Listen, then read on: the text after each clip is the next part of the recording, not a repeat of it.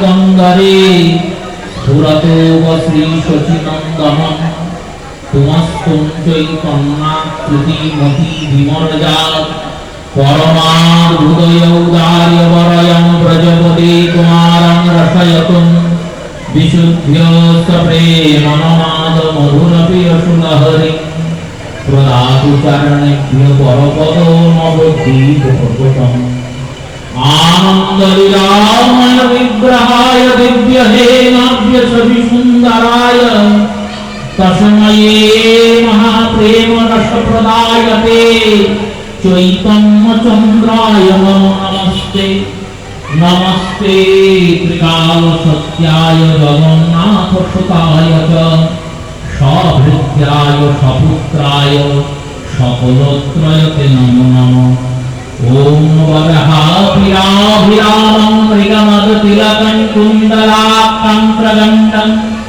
कञ्जांशं कुम्भकण्ठो स्मितो शुभदमुखं साधवेन्यस्तवेनो श्यामं शान्तं त्रिभङ्गं रविकरवशनभूषितं वैजयन्त्या वन्दे वृन्दावनो युवतिष्ठ शतावृतो नमो ब्रह्मगोपालवेशं नमो नलिननेत्राय वेङ्गाद्य विनोदिने श्रीराधाय धरसुधापाने शालिने वनमालिने नमो पङ्कजनेत्राय नमो पङ्कजमालिने नमो पङ्कजनाभाय गोविन्दाय हरे कृष्णा कृष्णा कृष्णा हरे हरे हरे राम राम राम हरे हरे श्री गुरु ब्रह्मानंद शिवनाथ निताय गौर हरि बोल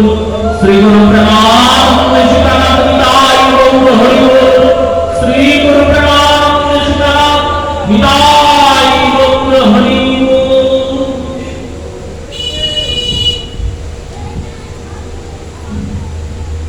उज्जल परम गौर वरदेहं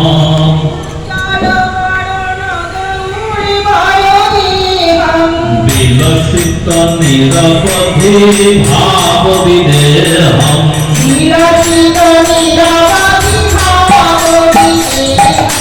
त्रिभुवन भासन दीपयलेशं देवीं सरस्वतीं व्यासं ततो जयो मुदीरये भक्तगोष्ठी संगे चैतन्य जय जय শুনিলে চৈতন্য কথা ভক্তি লাভ হয়।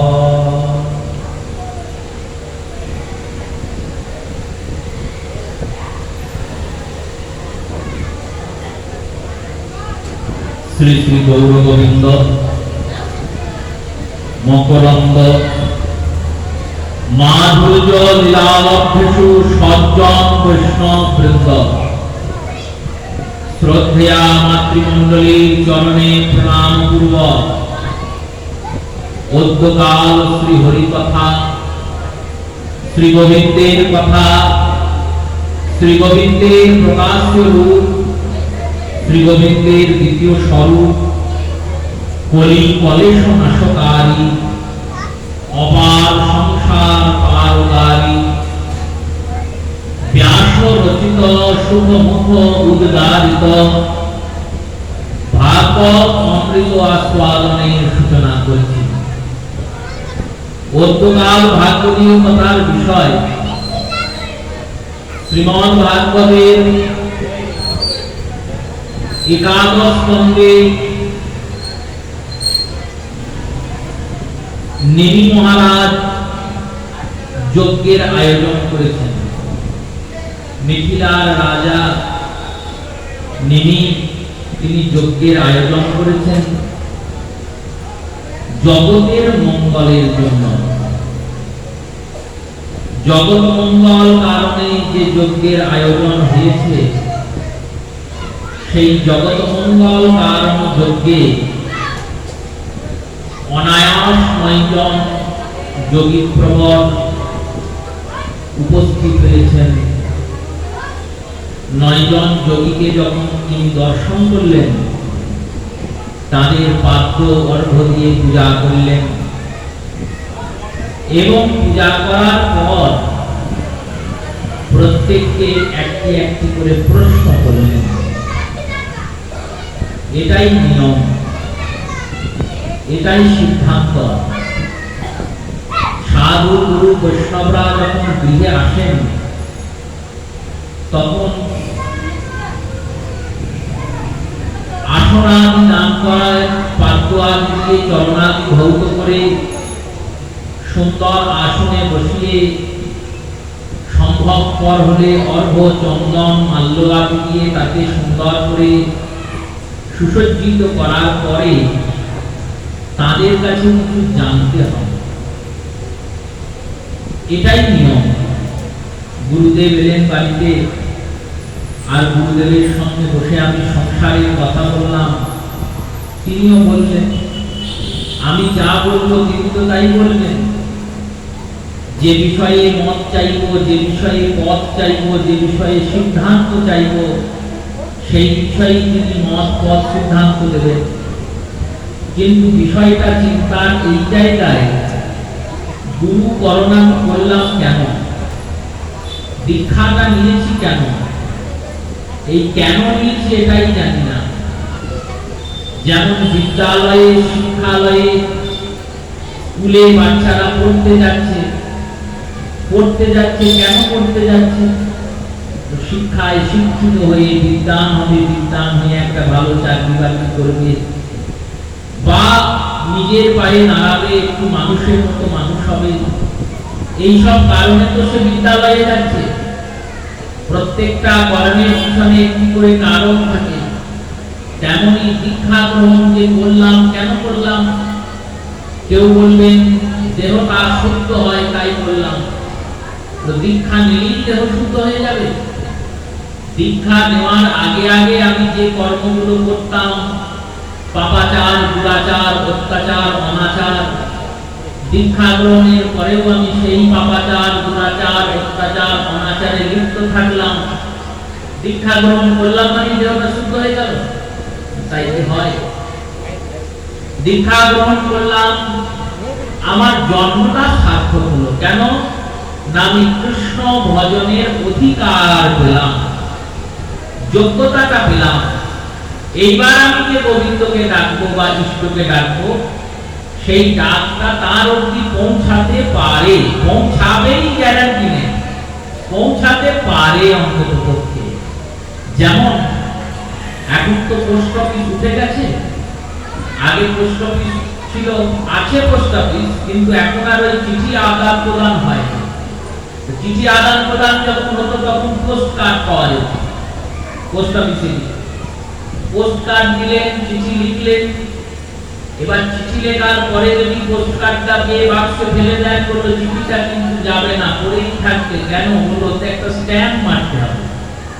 ওই স্ট্যাম্পটা মারলে তবে গিয়ে পোস্ট কার্ডটাকে পিয়ন নিয়ে যাবে, নাহলে ছিঁড়ে ফেলে দেবে। তেমনি শ্রী গুরুদেব কি বললেন? বললেন শ্রী গুরুদেব গুরুপাদ পদ্ম আমাকে স্বীকৃতি দিলেন, কৃষ্ণ ভজনের স্বীকৃতি। তাই ভজন বিষয়ক যার সম্বন্ধ, যার সম্পর্কটাই ভজন বিষয়ক, ভজনের জন্য যার সঙ্গে সম্পর্ক তৈরি হয়েছে, তাকে অন্যান্য আন কথা, অকথা, কুকথা বললে সেই আকথা কুকথারই উত্তর পাবে। গুরুপাদ পদ্ম সাধু গুরু বৈষ্ণবরা যদি যায়, যদি কোনোদিন সাধু সঙ্গ, গুরু সঙ্গ, বৈষ্ণব সঙ্গ করার সুযোগ আপনি পান, আপনার বাড়িতে যদি আসেন, তাহলে তো জানবেন বহু ভাগ্য আপনার উদয় হয়েছে। এই আজকে যেখানে আপনাদের হরিনাম সংকীর্তন যজ্ঞের সূচনা হবে, হরিনাম সংকীর্তন যজ্ঞের সূচনা কিভাবে হয়? না সর্বপ্রথম হরি কথা বা ভাগবত কথার একটা আসর হয়। ভাগবত কথার আসর হয়ে যাওয়ার পরে অধিবাস হয়। অধিবাস মানে কি? অধিবাস মানে ওই কিছুজন আসবে, খোলকর্তাল বাজাবে, একটু নাম টাম করবে, এটার নাম অধিবাস বললেন না, এটার নাম অধিবাস নয়। অধিবাস শব্দের অর্থ আমন্ত্রণ। আমন্ত্রণ করা হয়। কাকে কাকে আমন্ত্রণ করা হয়? আমরা তো গ্রামবাসী সবাইকে আমন্ত্রণ করে এসেছি। গ্রামে গ্রামে ও গ্রামে সে গ্রামে ভিক্ষায় বেরিয়েছিলেন, সবাই ভিক্ষা করেছেন, আমন্ত্রণ দিয়ে এসেছেন, জানিয়ে এসেছেন। এনাদের তো আমন্ত্রণ করাই হয়েছে, তাহলে আর কে বাকি থাকলো? বললো আর কে বাকি থাকলো জানো? বললো কে না, যার নাম সেই বাকি আছে। তাকে আমন্ত্রণ করা হয়। মহাপ্রভুকে আমন্ত্রণ করার নাম হচ্ছে অধিবাস। প্রভুকে ডাকা হয়। এই অধিবাসের যে পদগুলো আছে পরপর পরপর, সর্বপ্রথম যে পদটি তার নাম গৌরচন্দ্রিকা, যেখানে মহাপ্রভুর বন্দনা দিয়েছেন নয়নানন্দ ঠাকুর, এই পণ্ডিত গদাধরের ভাতিপুত্র। তিনি মহাপ্রভুর বন্দনা করেছেন জয় রে গোরা সুশচী নন্দন মঙ্গল নাটন সুঠাম। এই যে মহাপ্রভুর বন্দনা, প্রভুর বন্দনা করছেন, প্রভুর নৃত্য পরিবেশন করছেন, এরপরে অধিবাসের মূল পদগুলি দেওয়া হয়। এই যে কীর্তন আমরা শ্রবণ করি, এই যে লীলা কীর্তন শুনি, এই লীলা কীর্তন কিন্তু গৌড়ীয় বৈষ্ণব ধারার কীর্তন। বাঙালি ছাড়া লীলা কীর্তন শুনতে পাবেন না। এই পশ্চিমবঙ্গ, পূর্ববঙ্গ, দুই বঙ্গ ছাড়া কীর্তন কেউ শোনে না। কেন বললেন? এটা মহাপ্রভু আমাদের দিয়ে গেছেন।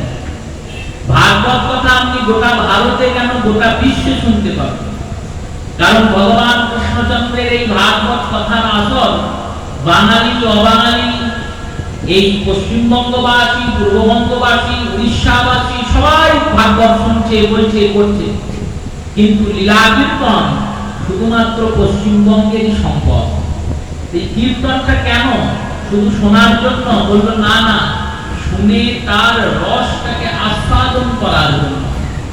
ভাগবতের যে সমস্ত কথাগুলি আছে, যে সমস্ত লীলাগুলি আছে, সেগুলি সংস্কৃত লীলা, সংস্কৃত ভাষায় রচনা। এবার দেবনাগরী ভাষা, সংস্কৃত ভাষার সঙ্গে আমাদের কোনো পরিচয় নাই। পরিচয় নাই বলে কি হয়? বললো পাখিকে যেমন যা শেখাবেন পাখি তাই শিখবে, পাখিকে যা বলাবেন পাখি তাই বলবে, কিন্তু মানে বুঝবে না। টিয়া পাখি যদি নাম করে, টিয়া পাখি কি নামের মানে বুঝবে? টিয়া পাখি যদি গালাগালি দেয়, গালাগালিরও মানে বুঝবে না, নামের মানেও বুঝবে না। ওকে যা শেখাচ্ছেন তাই বলছে। তেমন সংস্কৃত ভাষায় যা মন্ত্র বলছে, যা শ্লোক বলছে, যিনি বলছেন তিনি যদি বিদ্বান হন তাহলে কিছু বুঝবেন, আর যদি অকারমূর্খ হন বললো তাহলে তো সেও বুঝবে না, যে শুনছে সেও বুঝবে না। প্রভু বললেন তাহলে কি করে হবে? তাই ওই সংস্কৃতেরই ভাষাটিকে সুন্দর বাংলা পদ পদাবলীতে বিরচন করলেন মহাপ্রভু। যেটা সংস্কৃতের মধ্যে লীলার বর্ণনা ছিল, গোবিন্দের লীলা বর্ণনা, জয়দেবের গীত গোবিন্দম, রাধা রস সুধানিধি, উজ্জ্বল নীলমণি, এই সমস্ত রসশাস্ত্রগুলি পদ পদাবলী বাংলায় এলো। এই পদাবলীগুলোকে শুনতে হয়, জানতে হয়। বাংলা কি হবে? শুনলে ক্ষতিটা কি হয়? কিছু তো ক্ষতি নাই। ক্ষতি নাই কিন্তু সময় নাই। সেটা যদি আবার কোন সিনেমার হিরো শোনে বা বলে, তখন আমি শুনবো, বলবো, তার আগে বলবো না। কারণ আমাদের আদর্শটাই তো অনাদর্শ লোককে। যদি কেউ রাবণকে আদর্শ করে আর ভাবে আমি রাবণ হব, যদি কেউ দুর্যোধনকে আদর্শ করে আর ভাবে আমি দুর্যোধন হব, তাহলে সেই ব্যক্তিকে যেমন মহামূর্খ ছাড়া আর কিছু বলা যাবে না, তেমনি আমরাও তো কলিতে ওইদেরই আদর্শ করছি। তাদের বললো যারা অনাচার করছেন, অসদাচার করছেন, তাদেরকে আদর্শ করছে। যারা টিভির পর্দাতে নায়ক নায়িকা, তাদের আদর্শ করে কোনো লাভ আছে? কোনো লাভ নেই। কেন? ওদের জীবনটাকে ভালো করে উপলব্ধি করবেন। জীবনে জ্বালা ছাড়া, যন্ত্রণা ছাড়া আর কিচ্ছু নাই। যে নিজের জ্বালা নিবারণ করতে পারে না, সে লোকের জ্বালা কি নিবারণ করবে? তাই ওই অধিবাসের পদের মধ্যে মহাপ্রভু ভক্তবৃন্দগণ বলছেন, একদিন প্রভু আসি অদ্বৈত মন্দিরে বসি, কহিলেন সচিল কুমার। অদ্বৈত আচার্যের গৃহে স্বয়ং গৌরাঙ্গ সুন্দর এলেন আর বসলেন শান্তিপুরে। নবদ্বীপ থেকে গেলেন শান্তিপুর নিতাই চাঁদকে সঙ্গে করে নিয়ে, আর নিয়ে গিয়ে বসলেন অদ্বৈত প্রভুর বাড়িতে। আর অদ্বৈত প্রভুকে বাড়িতে বসে বসে বলতে লাগলেন, বললেন শোনো, এখানে মহোৎসব করে। একদিন প্রভু আসি অদ্বৈত মন্দিরে বসি কহিলেন সচিব কুমার শুনো অদ্বৈত ঠাকুর করহ মহোৎসবের সুবিচার, মহোৎসবের বিচার করো, মহোৎসব করো। এবার এই তিন প্রভু কথা বলছেন, অদ্বৈত প্রভু, নিত্যানন্দ প্রভু, মহাপ্রভু। ঘর থেকে সীতা ঠাকুরানী অদ্বৈত প্রভুর গৃহিণী তিনি বেরিয়ে এসেছেন। শুনি ঠাকুরানী সীতা হাসি হাসি আইলতে থাক।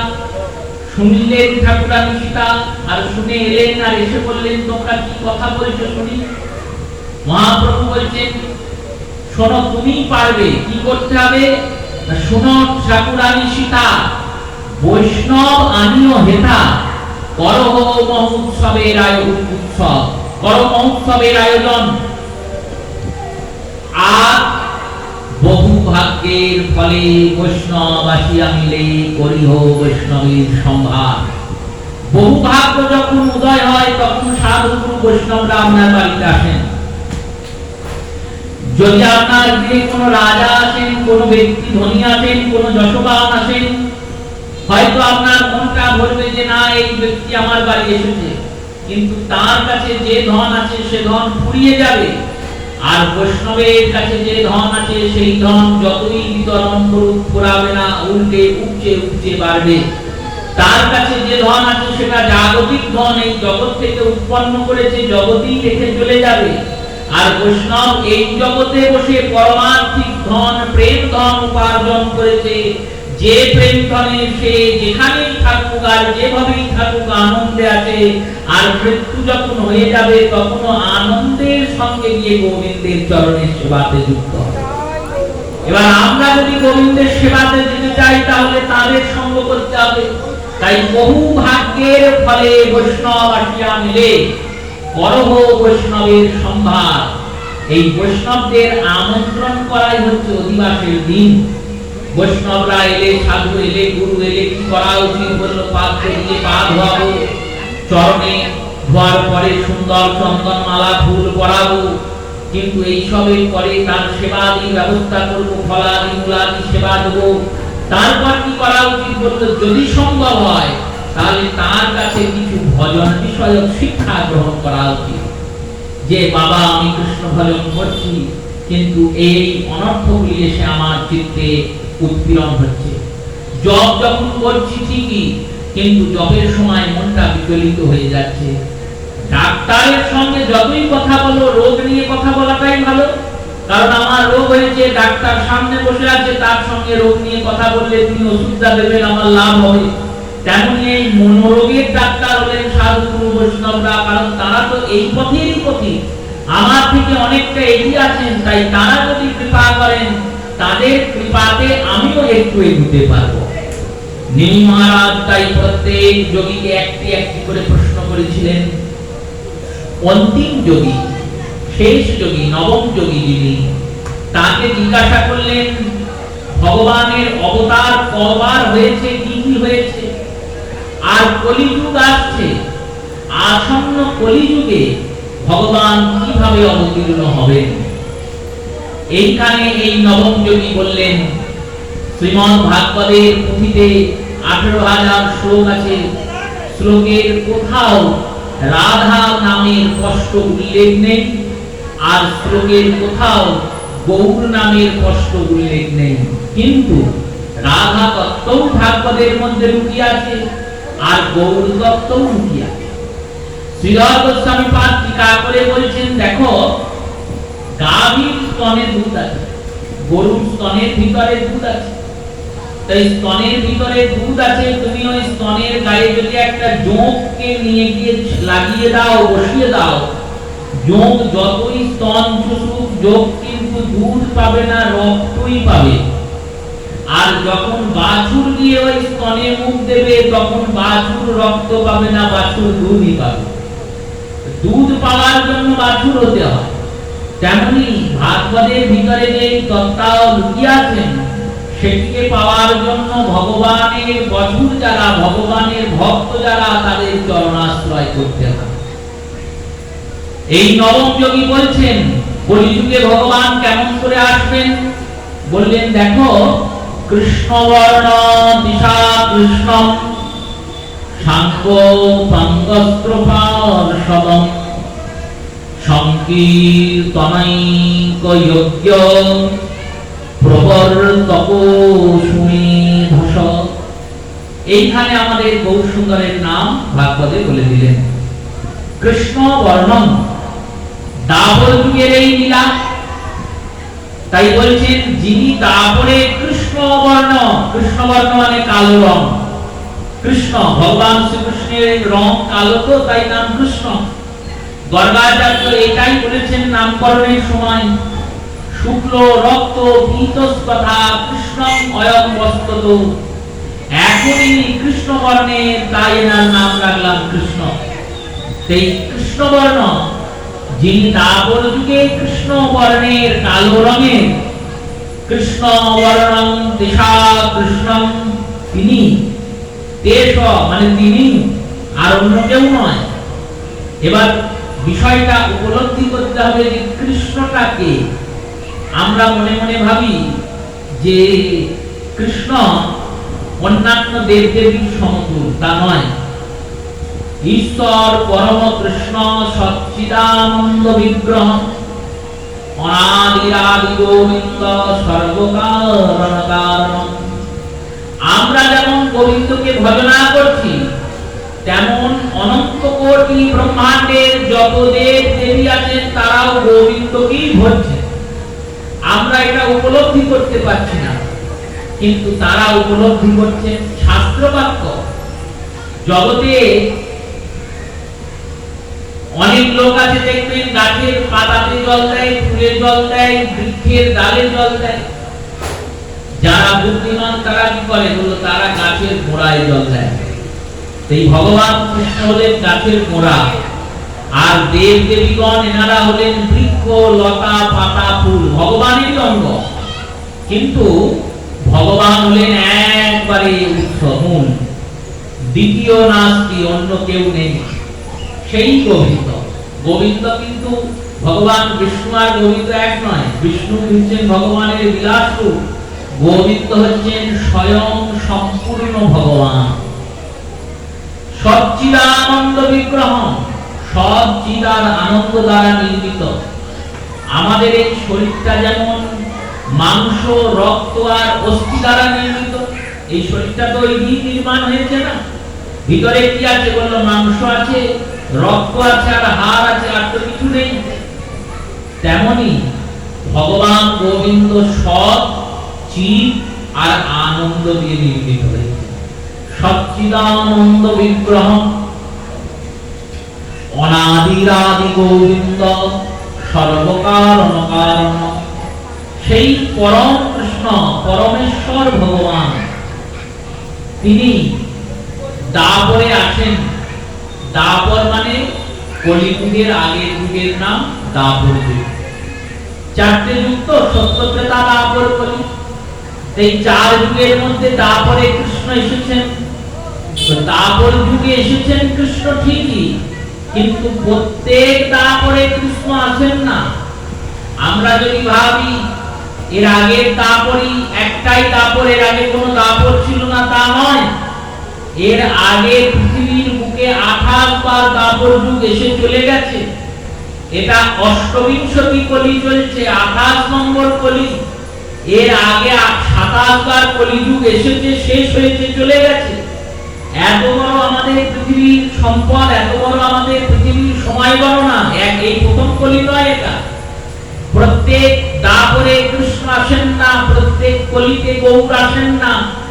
কোন দাপরে গোবিন্দ আসেন না, সন্ধ্যাকাল যখন উপস্থিত হয় ব্রহ্মার, সেই সময় যদি পৃথিবীতে দাপর যুগ আসে, তখন ভগবান গোলক বিহারী গোবিন্দ তিনি গোলক থেকে ভূলোকে অবতীর্ণ হন। তখন ভগবান অবতীর্ণ হন।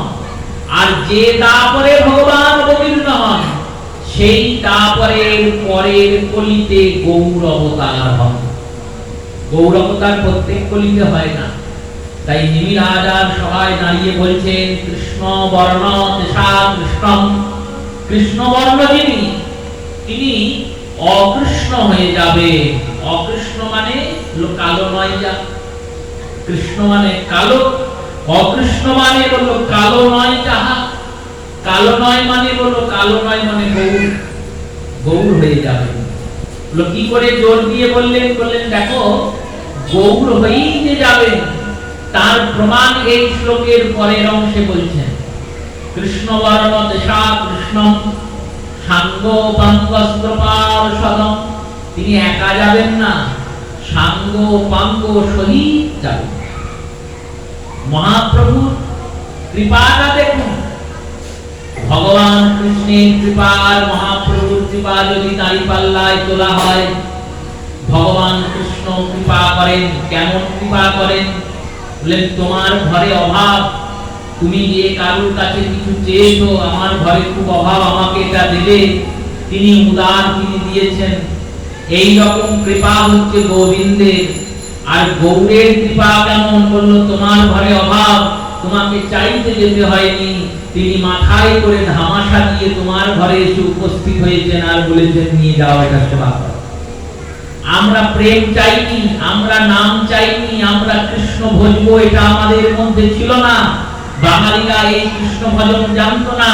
এই যে হরিনাম সংকীর্তন যজ্ঞ আমরা করছি, করছেন আপনারা, সম্মিলিত হচ্ছেন, নামের মধ্যে যে আনন্দ আছে, নামে কি শুধুই প্রসাদ নিয়ে আনন্দ আছে? শুধুই কি ভজনে আনন্দ আছে?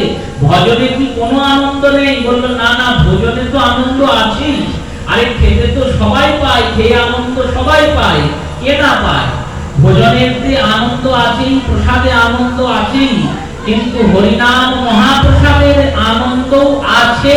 তাই মহা উৎসবের দিনে, মহোৎসবের দিনে প্রসাদে যদি 40,000 লোক হয়, হরিকথা শুনতে 400 লোক তো হয়। হরিকথাতে 400 লোক হচ্ছে মানে তারা নাম কথা শুনতে আসছে। নাহলে মহোৎসবের দিনে কি হতো? কি দরকার গরমে যে হরিকথা শোনা? কেন আসছি? বললো কথাটা শুনলে আমাদের মনটা শান্ত হয়, মনটা তৃপ্ত হয়। যে সংসার যন্ত্রণায় দিনরাত আমরা ছটফট করে চলেছি, সেই যন্ত্রণাতে মলমের মতো মনটা আগে হরিকথা সুন্দরভাবে সেই যন্ত্রণার উপর মলম লাগিয়ে দেয়। তাই তো আসি, এই নাম, এই কথা গৌরাঙ্গ সুন্দর আমাদের দিয়ে গেছেন। এই হরিনাম দিয়ে গেছেন মাঝখানে বসিয়ে। এই হরিনামের দ্বারা তুমি উদ্ধার পাবে। শুধু দিয়ে যাননি, সাঙ্গ পাঙ্গস্ত্রপাল সদম, যত সাঙ্গ পাঙ্গ আছে তাদেরকে নিয়ে বলেছেন তোমরা হরিনাম করবে। আর সংকীর্তন যজ্ঞ প্রবর্তক যত্র যত্রে সুমেধস, সংকীর্তন নামক যজ্ঞের প্রবর্তন করলেন। কলিযুগের একটাই যজ্ঞ, হরিনাম যজ্ঞ, এর থেকে বড় যজ্ঞ নেই। তারক ব্রহ্মের উপর কোনো নাম নেই, আর হরিনাম যজ্ঞের উপর কোনো যজ্ঞ নেই। কেন? বলেন অন্যান্য যজ্ঞের সঙ্গে এর পার্থক্য কি জানেন? অন্যান্য যজ্ঞ করতে গেলে 6টা জিনিস আপনাকে আগে ব্যবস্থা করতে হবে। 6টা জিনিস কি কি? সর্বপ্রথম বস্তুর নাম হচ্ছে স্থান। সব জায়গায় যজ্ঞ করা যাবে না। যজ্ঞ করতে গেলে আগে জায়গাটাকে ভালো করে দেখে মেপে চিপে চিন্তন করতে হবে যে এই স্থানের কোনো বাস্তু দোষ আছে নাকি, কোনো খারাপ কাজ এই জায়গায় হয়েছে নাকি, কোনো ভাবে শ্মশানকৃত ভূমি নাকি, শ্মশানের কাজ এখানে হয়েছে নাকি, তন্ত্রকৃত ভূমি নাকি, কোন তন্ত্রের মারণ যজ্ঞাদি এইখানে হয়েছে নাকি, এইসব অনেক বিচার আছে। এই বিচারের নাম হচ্ছে স্থান। দ্বিতীয় হলো কাল, সব সময় যজ্ঞ হবে না। কাল জ্যোতিষ অনুযায়ী নির্ধারণ করতে হবে কোন দিন কোন তিথিতে যজ্ঞ হবে। স্থান কাল হলো এই দুটো যাই হোক হলো। এরপর তৃতীয় বিধান হচ্ছে পাত্র। সবাই যজ্ঞ করতে পারবে না, যজ্ঞের অধিকার সবার নেই। ব্রাহ্মণ যজ্ঞ করতে পারবে না যদি অধিকার বিচার করা হয়। যে 2-4টে কাঠকুট পুড়িয়ে লক্ষ্মী পুজোয়, সরস্বতী পুজোয়, কালী পুজোয়, দুর্গা পুজোয় যেটা অগ্নি প্রজ্বলন করে বিদাহুতি দান করছেন, ওটা কিন্তু যজ্ঞ নয়, ওটা হোম। হোম আর যজ্ঞের মধ্যে আকাশ আর পাতালের পার্থক্য। একই রকম আগুন পুড়ছে কিন্তু ওটা হোম, ওটা যজ্ঞ নয়। এই যজ্ঞ করতে ব্রাহ্মণ পারবে না। কেন? হলো অগ্নিহোত্রী না হলে যজ্ঞের অধিকার নাই। অগ্নিহোত্রী মানে প্রতিদিন যিনি পঞ্চ আহুতি অগ্নিকে দান করেন তিনি অগ্নিহোত্রী। এইরকম শাস্ত্রজ্ঞ বেদজ্ঞ ব্রাহ্মণ আমাদের দেশে পাওয়াই কঠিন। এই যজ্ঞের স্থান কাল পাত্র হলো না। এরপর বললেন সামগ্রী, যে যজ্ঞের যেটা সামগ্রী সেই যজ্ঞের সেটা নিয়ে আসতে হবে। যে যজ্ঞের সামগ্রী যেটা, এবার বেদের বর্ণিত যে যজ্ঞগুলো আছে তার মধ্যে একটি যজ্ঞ আছে সোম যজ্ঞ। সোম শব্দের অর্থ চন্দ্র, চন্দ্রকে তুষ্ট করার জন্য এই যজ্ঞ হয়। এই সোম যজ্ঞ করতে গেলে একটা গাছ লাগে, গাছটার নাম হচ্ছে সোমলতা। ওই সোমলতা থেকেই সোম রস তৈরি হয়। সোম রস দেবতাদেরকে প্রদান করা হয়। সোম রস মানে মদ নয়, কিন্তু মদ আলাদা, সোম রস আলাদা। তার প্রমাণ ভাগবতেও আছে। শ্রীমদ ভাগবতে পৃথু উপকরণটাকে ভালো করে অধ্যয়ন করবেন। ওখানে পৃথুরাজন যখন পৃথিবীকে শাসন করলেন, পৃথিবী গাভীর রূপ ধারণ করলেন, দেবতারা এসে সোমরসকে দহন করলেন, আর দৈত্যরা পৃথিবীর কাছ থেকে মদিরাকে দহন করলেন। তাহলে দুটো জিনিস আলাদা, তাই আলাদা আলাদা নাম বলেছে। যদি এক হতো তাহলে এক নাম বলতো। এই সোমরস কি না সোমলতার রস। সোম নামক একটা লতা কাশ্মীরে আগে উৎপন্ন হতো। ওই লতার একটা বিশেষত্ব আছে। কি বিশেষত্ব? লতাতে মোট 16টা পাতা হয়। পূর্ণিমা তিথি যেদিন থাকবে সেদিন 16টা পাতাই গাছে থাকবে। আর যেই পূর্ণিমা পেরিয়ে কৃষ্ণপক্ষের প্রতিপদ হবে অমনি প্রথম পাতাটা ঝরে যাবে, আপনা আপনি ঝরে যাবে। দ্বিতীয়ার দিন দ্বিতীয় পাতা ঝরবে, তৃতীয়ার দিন তৃতীয় পাতা। এইভাবে যখন অমাবস্যা আসবে গাছটায় একটাও পাতা থাকবে না। এর নাম সোমলতা। এবার ওই সোমলতা নিয়ে আসতে হবে, তবে সোমযজ্ঞ হবে। তাহলে সামগ্রী ছাড়া যজ্ঞ হবে না। স্থান কাল পাত্র সামগ্রী বলে এত কিছু হলো। স্থান হলো, কাল পাত্র সামগ্রী, চারটে বস্তু। আর 5 আর 6 কি হলো? পঞ্চম হচ্ছে মন্ত্র। মন্ত্রের উচ্চারণ নিখুঁত হতে হবে, একটু এদিক ওদিক হলে হবে না। আর আমার মতো মূর্খরা তো মন্ত্রের উচ্চারণ দিনরাত ভুলভাল করেই ফেলেছে। কোনো ঠিক নেই, ব্যাকরণের ঠিক নেই, ক্রিয়া কারক পদ অব্যয় চিন্তন নেই মন্ত্রের প্রয়োগে। ফল কি হচ্ছে বলো? মন্ত্রের উচ্চারণ ঠিক হচ্ছে না। সুর স্বর অনুযায়ী ঠিক করতে হবে, শুধুমাত্র শ্লোকের উচ্চারণ ঠিক করলাম তা হবে না। শ্লোকটা যে ছন্দে গায়ন করা হয়েছে সেই ছন্দে গায়ন হবে। স্থান কাল পাত্র সামগ্রী মন্ত্র এত উপলব্ধি হওয়ার পর বললেন এরপরে আছে যজ্ঞের অধিকারী। যজ্ঞ যে করবে তার অধিকার আছে নাকি বিচার হতে হবে। যে পুরোহিত, সেই পুরোহিতের আদৌ যজ্ঞ করার অধিকার আছে তো? যে যজমান তার অধিকার আছে তো? এই রকম বিচার হয় তবে যজ্ঞ হয়। সেই যজ্ঞ কলিযুগে হবে, হবে না। কলিযুগে 2 বার রাজসূয় যজ্ঞ করার প্রচেষ্টা হয়েছিল। কাশীর শঙ্করাচার্যকে ডাকা হয়েছিল। একবার যখন রাজস্থানে উদয়পুর নামক নগরী আছে, উদয়পুর নগরীর প্রতিষ্ঠাতা হচ্ছেন রানা প্রতাপ। মহারানা প্রতাপ তার পিতার নাম অনুযায়ী উদয় প্রতাপের উদয়ের নাম অনুযায়ী, উদয় সিংহের নাম অনুযায়ী উদয়পুরকে প্রতিষ্ঠা করে। সেই উদয়পুর প্রতিষ্ঠার সময় রানা প্রতাপ চিন্তা করেছিলেন আমি রাজসূয় যজ্ঞ করব। এই রাজসূয় যজ্ঞ করব বলে পুরোহিতদের ডাকলেন। শঙ্করাচার্যের সময় তখন শঙ্করাচার্যকে মান্যতা দেওয়া হতো, শঙ্করাচার্যকে ডাকা হলো। তিনি গেলেন। তিনি বিচার করে বললেন আপনি এই যজ্ঞ করতে পারবেন না। কেন না? আপনার যিনি প্রপিতামহী, পিতা মানে বাবা, পিতামহ মানে দাদু, প্রপিতামহ মানে দাদুর বাবা। তাহলে প্রপিতামহী মানে কি হচ্ছে? ঠাকুমার যিনি শাশুড়ি, মানে আপনার দাদু বাবার যিনি পত্নী, তিনি বৈশ্য কুলজাত ছিলেন। আপনারা ক্ষত্রিয় আর উনি ছিলেন বৈশ্য কুলজাত, মানে বৈশ্য কন্যা। ওইখান থেকে আপনারা যজ্ঞের অধিকার হারিয়েছেন। অতএব আপনারা রাজসূয় যজ্ঞ করতে পারবেন না। তাহলে এত দূর বিচার করতে হবে। এত দূর বিচার আছে। এবার এই দোষ কার বংশে নেই? এখন বলো সবার বংশে আছে। অনুলম বিলম দোষ নেই এরকম বংশ খুঁজে পাওয়া মুশকিল, যে এক ধারা বজায় রেখেছে, খুব মুশকিল। কলিযুগে আরো আর এই বর্ণ সংকর দোষের প্রভাব হবে। তো এই রূপে যোগ্য করা যাবে না। তারপরে এত কিছু ব্যবস্থা করে যে আমি একটা যজ্ঞ করব, যজ্ঞ করে আমি পাবোটা কি? খুব বেশি হলে তুমি স্বর্গ পাবে, তার বেশি কিছু পাবে না। স্বর্গ পাবো, এই তো অনেক পেয়ে গেলাম।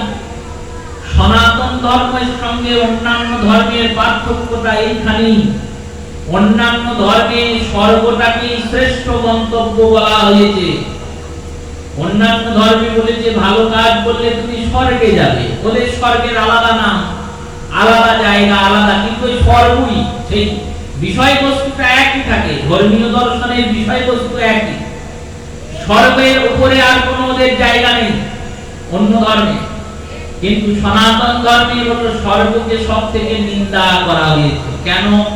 বলে স্বর্গ এমন একটা জায়গা যেখানে আমি পুণ্যের প্রভাবে গেলাম, পুণ্য ফল ভোগ হচ্ছে, আমি খুব সুখ পেলাম। পুণ্য যখন শেষ হয়ে যাবে তখন আমাকে আবার এই পৃথিবীতে ফেলে দেবে। আর ওই 84 লক্ষ জনি পরিভ্রমণ করতে করতে আবার আমার জীবন যাবে। কি রকম জানেন? আমি ধন উপার্জন করে বিরাট কোটিপতি অরবপতি বিরাট বড়লোক হলাম, দিয়ে কিছু একটা হলো আর আমি একবারে সব শেষ হয়ে কাঙাল হয়ে গেলাম, তাহলে কতটা কষ্ট হবে? তেমনি স্বর্গে গেলাম আর স্বর্গ থেকে পড়ে গেলাম, তার থেকে ভালো আমি এমন জায়গায় যাব যেখান থেকে আর পড়বো না। সেই জায়গায় যেতে গেলে কি করতে হবে? বললেন ওই যোগ্য দ্বারা তুমি সেই জায়গায় পৌঁছাতে পারবে না। তাহলে কি দ্বারা পৌঁছাবো? গৌরাঙ্গ সুন্দর বললেন কি দ্বারা পৌঁছাবে জানো? বললেন কি দ্বারা পৌঁছাবো? শুধুমাত্র হরিনাম করলেই সেখানে পৌঁছে যাবে। হরে নামৈব হরে নামৈব হরে নামৈব কেবলম কলৌ নাস্তিরেব নাস্তিরেব নাস্তিরেব গতিরুন্নথা। মহাপ্রভু এসে শিবাসনে বসেছেন। গরমের এই রকম সময়, সন্ধ্যার কাল, শ্রীবাস পণ্ডিত সুন্দর ফলাহারের ব্যবস্থা করেছেন প্রভুর জন্য। চৈতন্য চরিতামৃত মধ্যখণ্ডের লীলা, প্রভুকে ফলাহার দিয়েছেন। মহাপ্রভু সেই ফলগুলি সেবা করছেন মনের আনন্দে। সুন্দর রসরাজ নিয়ে এসেছেন। রসরাজ মানে আম, সব থেকে দামি, সব থেকে রসের পুষ্ট ফল, যেটা যে ফলের মধ্যে এতটাই মধু আছে যে প্রাপ্তি করার পর মধুর নেশা ধরে যায়, সেই রূপে আম দিয়েছেন সুন্দর সুন্দর এনে। সেই আমকে প্রভু সেবায় লাগবে বলে আগে থেকে জলে, শীতল জলে ভিজিয়ে রেখেছেন। তখন তো ফ্রিজ ছিল না, কিন্তু সেবার কোনো ত্রুটি নেই, সেবার বন্দোবস্ত ছিল। এখন আমরা ফ্রিজ থাকা সত্ত্বেও গোবিন্দ সেবায় কি ঠান্ডা ফল দিই? বললো যারা ভক্ত তারা ভাবে যে দিই, কারণ গরমের দিন আমি গরম লাগবে, গোবিন্দেরও তো গরম লাগবে। আমার যতটা কষ্ট হয় তার থেকে শতগুণ কষ্ট গোবিন্দের হয়। কেন না? আমার অঙ্গের থেকেও শতগুণ কোমল অঙ্গ গোবিন্দের, শতগুণ কোমল অঙ্গ শ্রীমতী রাধারানী। এই চিন্তাটাই হলো সেবা, এটাই হলো অনুরাগ। ভগবানের ভক্তি মানে কি? ভগবানকে ভালোবাসা। ভক্তি মানে ফুল দেওয়া, তুলসী দেওয়া নয়। ভক্তি মানে ফলমূল নিয়ে গিয়ে জড়ো করা নয়। তুমি কার জিনিস কাকে দেবে আর কি দেবে? যদি ফুল দাও, তুলসী দাও, ফল দাও, সে তো সব তারই জিনিস। গঙ্গার জলে কি গঙ্গার পুজো করে গঙ্গাকে তুষ্ট করা যায়? বললো না না, গঙ্গার জলে গঙ্গাকে পুজো করে গঙ্গা তুষ্ট করা যায় না। গঙ্গার জলে গঙ্গা পুজো করতে গেলে মনটা গঙ্গাকে দিতে হয়। তেমনি গোবিন্দের জিনিস গোবিন্দকে দিতে গেলে আগে মনটা কৃষ্ণ চরণে দিতে হয়, তবে গিয়ে কৃষ্ণ তুষ্ট হয়। কৃষ্ণকে তুষ্ট করতে গেলে মন লাগে, আর কিছু লাগে না। তুমি প্রাণ ভরে ভালোবেসে দেখো, একবার ভালোবেসে দেখো। দেখুন আমরা আমাদের সন্তানদের কত না ভালোবাসি, কিন্তু ওই সন্তান কি করবে?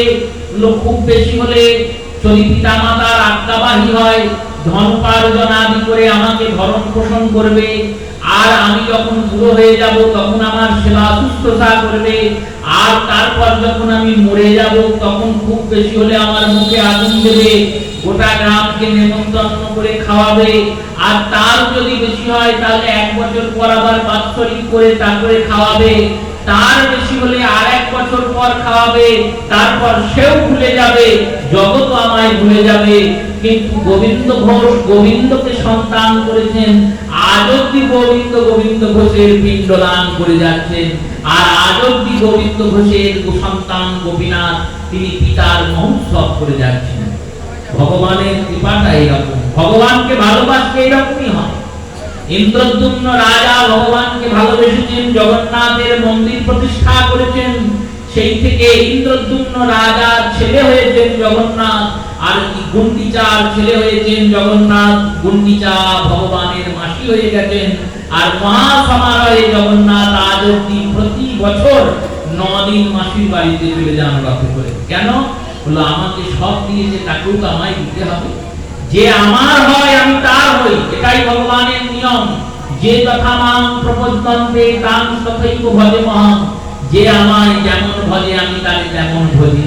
সেই গোবিন্দ যিনি এমন ভালোবাসেন আমাদের, সেই অশেষ করুণাবান করুণাঘন বিগ্রহ শ্যাম সুন্দর গোবিন্দকে পেতে গেলে কি করতে হবে? মহাপ্রভুকে জিজ্ঞেস করছেন শ্রীবাস পণ্ডিত, প্রভু আপনি যে হরিনাম প্রচার করছেন, হরিনাম করতে বলছেন লোককে, সবাইকে বলছেন এই মহামন্ত্র জপ করো, আজ হইতে এই মহামন্ত্র দান করেছেন আপনি, দান করে বলেছেন আজ হইতে সকলে করিবে এই মহামন্ত্র, এই মন্ত্রে জানিবে হবে জীবের মায়ার বন্ধ স্বতন্ত্র, জীবের মায়ার বন্ধন নিবন্ধ হবে এই মহামন্ত্র জপ করে। সেই মহামন্ত্র জপ যে করতে বলছেন, এই জপ করে জীব কি পাবে? মহাপ্রভু একটা আম সেবা করছিলেন, আমটা সেবা করার পরে আমের যে আঁটিটা আছে ওই আঁটিটা নিলেন, নিয়ে শ্রীবাসকে বললেন এক কাজ করো, এই তোমার উঠোনের মাঝে একটা খাল খোঁড়ো। শ্রীবাস একটা অস্ত্র নিয়ে এসে একটা ছোট্ট গর্ত করলো, প্রভু এই গর্তে আমের আঁটিটা পুঁতলেন, পুঁতে মাটি চাপা দিলেন, একটু জল দিলেন, আর জল দিয়ে বললেন এক কাজ করো, তোমরা এই জায়গার চারিদিকে ঘুরে হরিনাম করো। এবার সবাই হরিনাম করছে, আমরাও একটু নাম করি, তারপরে আমরা কথাকে এগিয়ে নিয়ে যাব। সবাই মিলে তখন গৌর করতাল সহযোগে হরিনাম শুরু করলেন। হরে কৃষ্ণ কৃষ্ণ কৃষ্ণ হরে হরে, হরে Ram Ram Ram Hare Hare.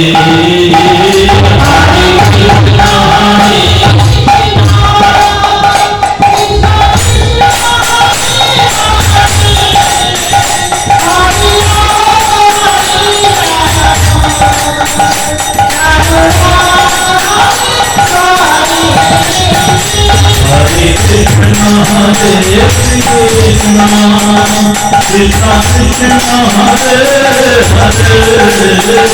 Hare, Hare Rama Hare Rama, Rama Rama Hare Hare,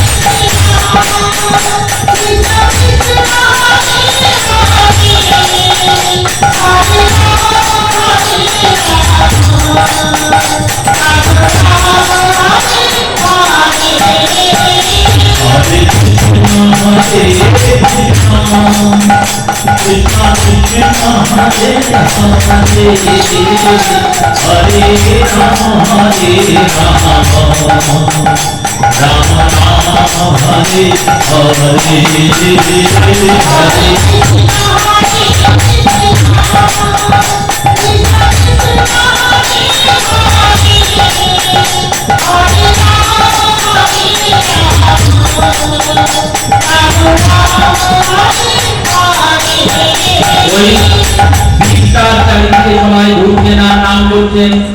আর নাম করতে করতে কি হলো, নাম করতে করতে কিছুক্ষণের মধ্যেই 20টা থেকে 2টো পাতা বের হলো। আর তার কিছুক্ষণের মধ্যে আস্তে আস্তে পাতাটা বড় হয়ে গাছ হতে লাগলো, আর তার কিছুক্ষণের মধ্যে গাছটা বিরাট একটা বৃক্ষে পরিণত হয়ে গেল। আর সেই বিরাট বৃক্ষে প্রচুর আম্রমুকুল এলো, আর প্রত্যেক আম্রমুকুল কিছুক্ষণের মধ্যে আম হয়ে গেল, আর গোটা গাছটা পরিপূর্ণ পাকা আমে পরিণত হলো। আর ভক্তরা আনন্দে নাম করতে হরে কৃষ্ণ হরে কৃষ্ণ হরে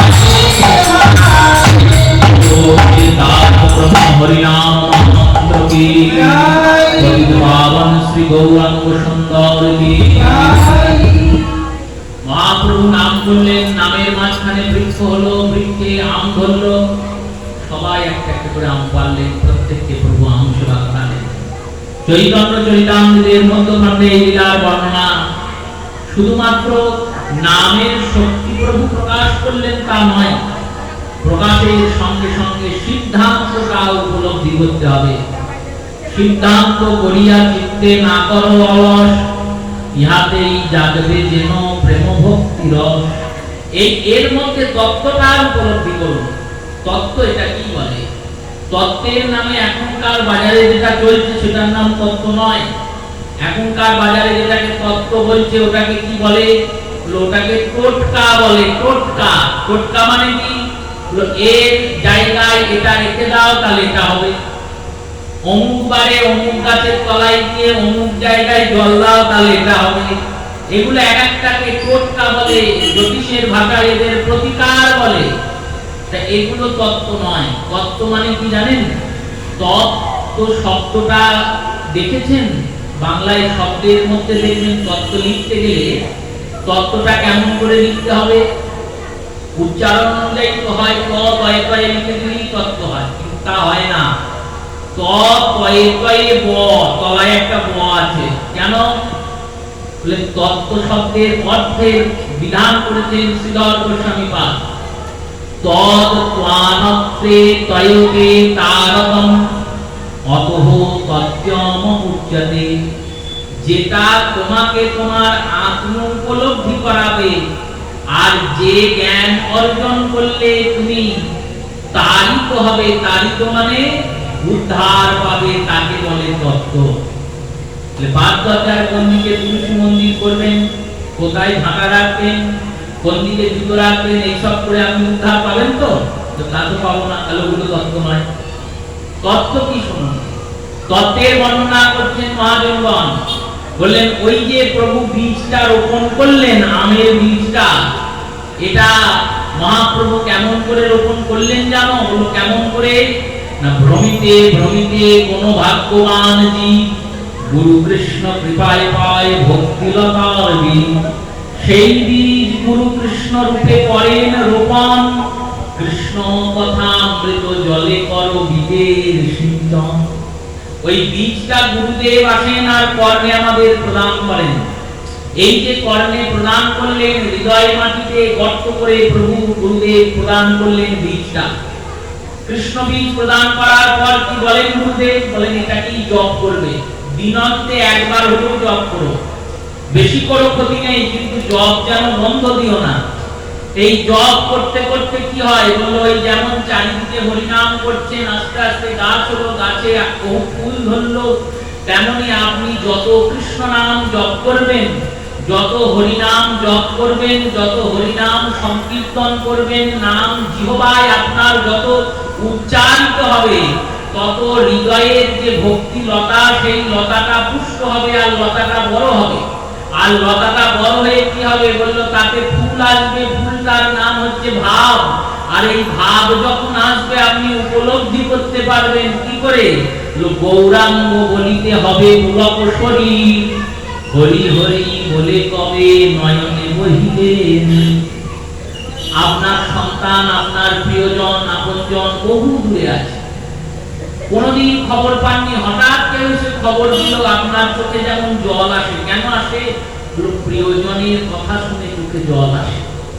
প্রিয়জনের অনেকদিন পর খবর পেলাম তো, আনন্দ পেলাম, তাই চোখ দিয়ে জল এলো, বা কষ্ট হলো যে আমি তো তার কাছে নাই, তাই চোখ দিয়ে জল এলো। এলো কেন? না তাকে ভালোবাসি, তাই চোখ দিয়ে জল এলো। তেমনি যেদিন তুমি গোবিন্দকে ভালোবাসতে পারবে আর কৃষ্ণ বলে কাঁদতে পারবে, জানবে হৃদয়ে ভাব পুষ্প বিকশিত হয়েছে। এই ভাব পুষ্প থেকে একটা ফল হয়, ফলটার নাম হলো প্রেম। আর এই প্রেম ফল যখন হবে, তখন একটা দুটো হবে না, হলো এই বৃক্ষে যেমন অনন্ত ফল ধরল, তেমনি বৈষ্ণবের হৃদয়ে অপার প্রেমের সাগর এসে জল হয়। সেই প্রেমে সে নিজেও ভাসে আর জগৎকেও ভাসায়, নিজেও ডোবে আর জগৎকেও ডোবায়। এটাই হলো হরিনামের ফল। হরিনাম করে শুধু যে করছে তার উদ্ধার, তার মুক্তি, তার কল্যাণ হয় তা নয়, যে শোনে তার কল্যাণ হয়। যতদূর নামের ধ্বনি যায়, ততদূর এই নাম কল্যাণ করে, কৃপা করে। নাম যেখানে হচ্ছে সেখানে সাক্ষাৎ ভগবান এসে বিরাজিত হইয়াছেন। এই চিন্তাটাই তো আমাদের নেই, আমরা তো বুঝতেই পারি না। আমরা ভাবি নাম হচ্ছে হচ্ছে, ওই একবার গেলাম, সকাল বিকাল প্রণাম করলাম, চলে এলাম, আমি যেমন ছিলাম তেমনই থাকলাম। বছর বছর ধর্মসভায় গঙ্গা স্নান করি ভাই, আমি যেমন ছিলাম তেমন আছি, স্বভাব তো মোর পাল্টায় নাই। বছর বছর গঙ্গায় স্নান করছি, স্নান করতে করতে গঙ্গার জলে গা ঘষতে ঘষতে গা সাদা হয়ে গেছে, আর হরি কথা শুনতে শুনতে শুনতে শুনতে পাঠ দুটো যা বলে সব মুখস্থ হয়ে গেছে, কিন্তু স্বভাব তো মোর পাল্টায়নি, আমি যেমন ছিলাম তেমনই আছি। তাহলে তো নামের প্রভাব তোমার উপর হলো না, নাম তোমাকে কৃপা করলো না। নাম কৃপা তখনই করবে যখন তুমি গৌর বলে কাঁদতে পারবে, যখন তুমি কৃষ্ণ বলে কাঁদতে পারবে। কেন কৃপা করলো না? বললো আমি নামকে সেইভাবে গ্রহণ করি। নাম যেখানে হচ্ছে সেখানে ভগবান আছে এই বিশ্বাসটা নিয়ে নিয়ে সেখানে বসতে হবে। যেমন মন্দিরে যাও, মন্দিরে কি সব সময় চলে যাও? সব সময় গেলেও সব সময় কি ঠাকুর ঘরে ঢুকে পড়ো? তো তাই কি ঢোকা যায়? একটা শুদ্ধ ব্যাপার থাকে, শুদ্ধ চিন্তন করে যায়, শুদ্ধ বস্ত্রে যায়, শুদ্ধ মন নিয়ে যায়। তো সেই রকম শুদ্ধতা হরিনাম যেখানে হচ্ছে সেখানে যাওয়ার সময় চিন্তন করবে, জানবে যেখানে অধিবাস করে হরিনাম হয় সেখানে কেউ আসুক না আসুক, কেউ থাকুক না থাকুক, কেউ শুনুক না শুনুক, আমার গৌর এসে বসে আছে, গৌর শুনছে। আর গৌর শুধু একা আছে না, মহাপ্রভু যেখানেই যায় সঙ্গ পাঙ্গ সমেত যায়। এই হরিনামের প্রভাব, এই হরিনামের এমন প্রভাব হলো এই নাম ওই নামীকে আকর্ষণ করে টানতে টানতে নিয়ে আসে। এর এত ক্ষমতা। তোমাকে প্রভুর কাছে যেতে হবে না। মহাপ্রভু আসার আগে যত আচার্যগণ এসেছেন তারা যে বিধান দিয়েছেন সেখানে ভক্তকেই ভগবানের কাছে সাধনার বলে যেতে হয়।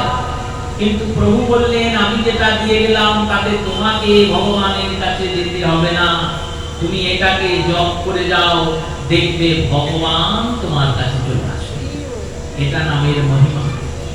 এক পিতা বিরাট ধনী, ব্যবসা করতে যাবেন। তখনকার দিনে জাহাজে করে ব্যবসা হতো। তার চার ছেলেকে ডাকলেন, ডেকে বললেন দেখ বাপ আমি চললাম ব্যবসায়, আমি কবে ফিরবো কি ফিরবো না আমি কিছুই জানি না।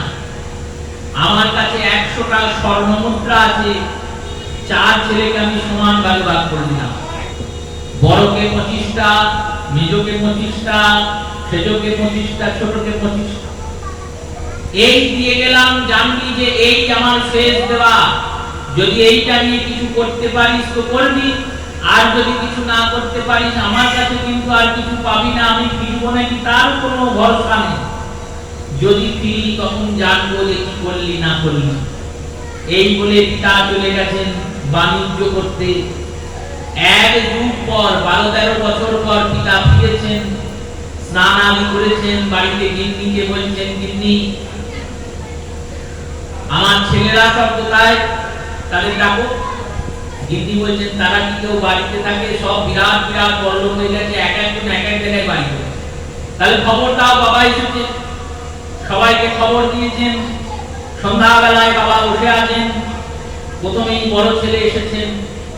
বড় ছেলেকে জিজ্ঞেস করছেন হ্যাঁ রে বাপ আমি যে তোকে ওই টাকাগুলো দিয়ে গেলাম তুই কি করলি?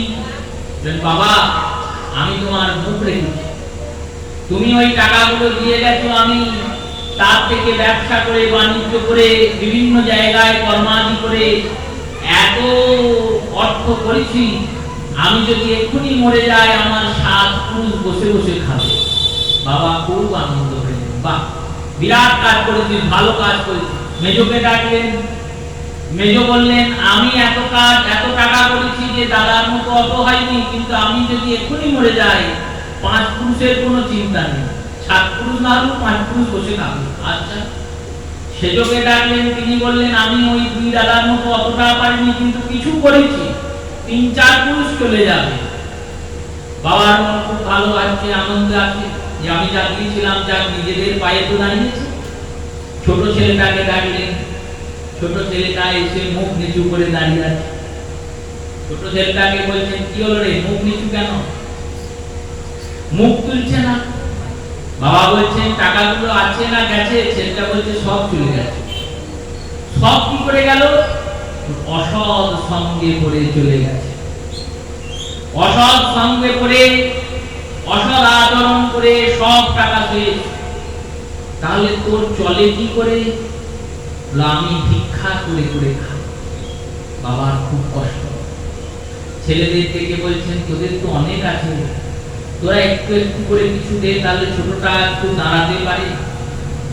বড় মেজো সেজো বলছেন বাবা তুমি তো সমান দিয়েছিলে, আমরা বাড়িয়েছি, ধরে রেখেছি, তাই আজকে এই জায়গায় দাঁড়িয়েছি।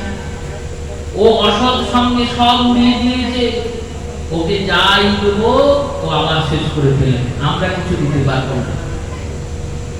3 ছেলে চলে গেলেন, ছোট ছেলে এখনো দাঁড়িয়ে। বাবা কাছে ডাকলেন, ডেকে বললেন, শোন, তোকে আমি একটা জিনিস দেবো, সেই জিনিসটাকে হারাবি না, সেই জিনিসটাকে ফেলে দিবি না, সেই জিনিসটাকে যতই অভাব করুক বিক্রি করবি না।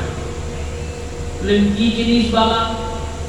বাবা একটা পুকুরি থেকে একটা পাথর বের করলেন, আর পাথর বের করে ছেলেটার হাতে দিলেন। বললেন, এই পাথরটার নাম হচ্ছে পারস পাথর, পারসমণি। পরশমণি, এই পরশমণি লোহাকে স্পর্শ করলে এই লোহা সোনা হয়ে যাবে। যখনই অভাব পড়বে কোথাও থেকে একটু লোহা নিয়ে আসবি, স্পর্শ করিয়ে সোনা করিয়ে বিক্রি করে অভাব মিটে যাবে। এই যেই বলেছে, ছেলেটা মনের আনন্দে মণিটা নিয়েছে, কিন্তু খুব সাবধান, মণিটাকে কিন্তু কোনো সময় হারাবে না, মণিটাকে কোথাও দিয়ে দেবে না, বিক্রি করবে না। ছেলে অমনি মণি নিয়ে গিয়ে বড় মেজো সেজোকে দেখাচ্ছে আর বলছে, তোদেরকে বাবা মণি দিয়েছে, আমাকে তো এক মণি দিয়েছে, আমি কাঙাল ছিলাম বলেই তো দিয়েছে। এই কাঙাল, দিনহীন, অসদাচারী, অনাচারী, দুরাচারী ছেলেটাকে জানেন? বলল, কে? না, এই ছেলেটার নাম হলো কলি। আর এই বাবা হচ্ছেন স্বয়ং ভগবান। তার চার ছেলে, সত্য, ত্রেতা, দ্বাপর আর কলি। ধর্মের সমান অধিকার চার যুগে দিয়েছেন। সত্য যুগে ধর্মের বৃদ্ধি হয়েছে, ত্রেতাতে আর একটু কমেছে, তারপরে আরো কমেছে, কলিতে বলল আর কিছুই নাই, সব শেষ হয়ে গেছে। কেন? না, সতত অসতে মতি, আমাদের মতিটাই তো অসতে। কলিযুগে ভালো হওয়ার জন্য অনেক পরিশ্রম করতে হবে, খারাপ হওয়ার জন্য কোনো পরিশ্রম করতে হবে? কোনো পরিশ্রম করতে হবে না। যেমন যুগ চলছে তেমন চলুন, দেখবেন অনায়াসেই আপনি খারাপ হয়ে যাবেন। লোহাকে ভালো রাখতে গেলে অনেক পরিশ্রম করতে হয়, মরিচা ধরাতে গেলে পরিশ্রমের প্রয়োজন নাই, লোহা বাইরে থাকলেই মরচে ধরবে। তেমনি সৎ হতে গেলে অনেক পরিশ্রম করতে হবে, অসৎ হতে গেলে কোনো পরিশ্রম করতে হবে না। এই অসৎ সঙ্গে পড়ে আমরা সব শেষ করে ফেলেছি। তো মহাপ্রভু আমাদেরকে একটা পরশমণি দিয়েছেন, এই পরশমণিটা হচ্ছে নাম। এই নাম পরশে হৃদয়টা সোনার সিংহাসন হবে, আর সেই সোনার সিংহাসনে সেই গৌরাঙ্গ সুন্দর বসবে। তাই কলিযুগ হচ্ছে ওই ছোট ছেলেটি, নামের এত মহিমা, নাম কৃষ্ণকে কর্ষণ করে আনে, এত শক্তি ওই বৃক্ষকে এখনই অঙ্কুরায়িত করে ফল উৎপন্ন করে। নামের গুণে অন্ধজনে দেখতেই তো পারে, নামের গুণে পঙ্গু জনে গিরি লঙ্ঘন করে। নামের এমন গুণ অন্ধজন দেখতে পায়, নামের এমন গুণ পঙ্গুজন গিরি লঙ্ঘন করার সাহস পায়। এই হরিনাম মহামন্ত্র মহাপ্রভু শিবাসের অঙ্গনে প্রদান করলেন। প্রত্যেকের বাড়িতে হরিনাম হচ্ছে।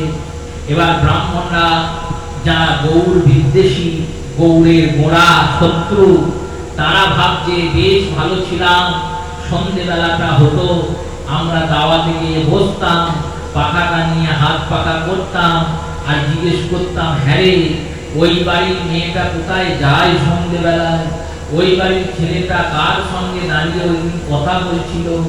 এই সব কত সুন্দর পরনিন্দা পরচর্চার হাট হতো।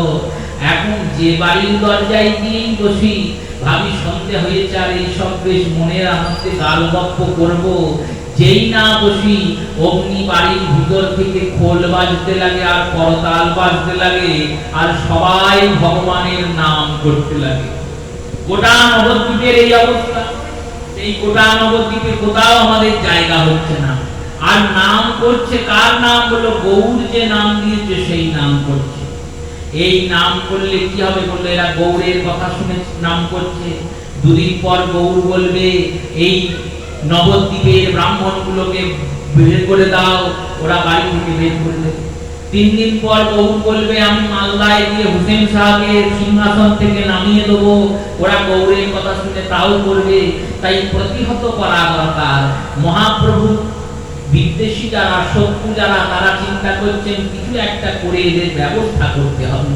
কি ব্যবস্থা করা যায়? তর্ক হচ্ছে, কথা চলছে, নিজেদের মধ্যে আলোচনা চলছে। একজন বললেন জগাই মাধাইকে বললেই তো হয়। বললো তাদের আর বলে লাভ নাই। কেন না? তারাও মহামন্ত্র নাম করছে। ওদেরকে তো আগেই মহাপ্রভু উদ্ধার করেছেন, তারা তো ওই গোপ্র সাপ থেকে এখন একবারে ঘোড়া সাপ হয়ে গেছে। তাদের আর ওই হরিনাম বিদ্বেষ নাই। সাধু দেখলে তাদের মারধর করে না, উপরন্তু সাধু দেখলে তাদের পা ধুয়ে দেয়। গঙ্গার ঘাটে বসে থাকে, প্রতিদিন 2 লক্ষ হরিনাম করে। গঙ্গায় যে আবর্জনা করে সেগুলো নিজের হাতে পরিষ্কার করে। সকাল বিকাল শুধু কাঁদে আর বলে, আমাদের মতো পাপীদের কি উদ্ধার হবে? আমরা কত পাপ করেছি, সেই পাপ থেকে উদ্ধার হয়ে কি আমরা কৃষ্ণ প্রেম পাবো? কৃষ্ণকে কি পাবো? গৌরকে কি পাবো? এই রকম তাদের অবস্থা হয়েছে। সেই জগাই মাথায় দিয়ে আর কোনো কাজ হবে না। তাহলে চাঁপাল গোপালকে ডাকো, বললো ও বেটাও তো কুষ্ঠ রোগে ভুগছে, ও শিবাসের অঙ্গনে গিয়েছিল, শিবাসের অঙ্গনকে দূষিত করবে বলে শিবাসের বাড়ির দরজায় মদের কলসি আর ছাগলের মাথা ফেলে দিয়ে এসেছিল। শিবাস কিছু করেনি, শিবাসের কোনো ক্ষতি হয়নি। পরের দিন থেকে কুষ্ঠে পড়েছে চাঁপাল গোপাল। তাহলে কি করা যায়? বলে এক কাজ করো, ওই মিয়াপুরে চলো। মিয়াপুর যেটি এখন মায়াপুর নাম, ওই মিয়াপুরে বল্লাল সেনের ঢিবির পাশে কাজী আছেন চাঁদ কাজী। ওই চাঁদ কাজীকে গিয়ে আমরা নালিশ করি। তিনি প্রশাসক, তিনি সবার উপরে বসে আছেন। চাঁদ কাজীকে দিয়ে নালিশ করছেন, বলছেন মহাপ্রভুর ওই নাম বন্ধ করে দাও। চাঁদ কাজী বলছেন, নাম বন্ধ করবো কেন? নাম বন্ধ করবো কেন? নাম করতেই পারে, আমরাও নাম করি, তারাও নাম করে। আমরা আমাদের ধর্মের নাম করি, তারা তাদের ধর্মের নাম করে। বললেন না না, এগুলো ধর্ম নয়, অধর্ম। এ নাম ছিল না। দেখুন, আমাদের ধর্মে মন্ত্রকে উচ্চ ঈশ্বরে কীর্তন করার নির্দেশ নেই। মন্ত্রের জপ করতে হয়, মন্ত্রকে বারবার জপ করলে তবে সিদ্ধ হয়। কারণ মনতরতি অতঃ মন্ত্র, মনকে যেটা তারণ করে সেটাই মন্ত্র। মন্ত্র চিৎকার করে করে গাওয়া যায় না। তাহলে ও গাইছে কি করে? বললো ওই মন্ত্রটা উল্টিয়ে দিয়ে উল্টো মন্ত্র গাইছে, আর লোককে বলছে এটা মহামন্ত্র হয়ে গেছে। ওকে কে বিধান দিল? এই এত বড় সাহস পেল কোথায়?